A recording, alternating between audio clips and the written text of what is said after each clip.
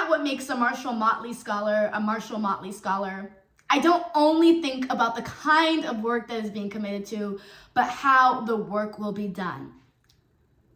I live my life as a troublemaker.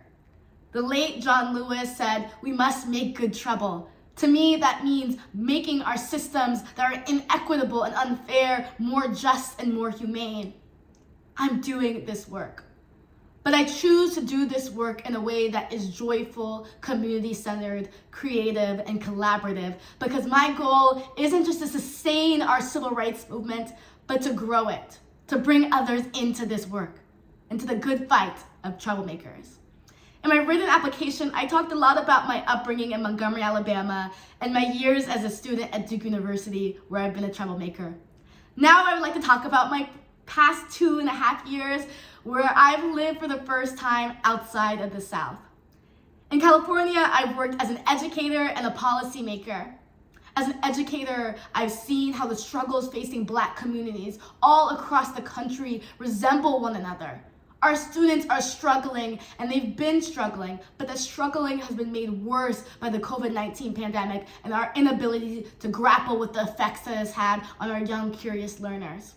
As an educator, I've had the opportunity to show education as a path to liberation and self-actualization, designing curriculum that was diverse and honored the histories that most matter. I've also had the opportunity to help protect Black studies in a time when critical Black studies and ethnic studies is under attack. Serving on the board of the Telluride Association, I've used my experiences as an alumni.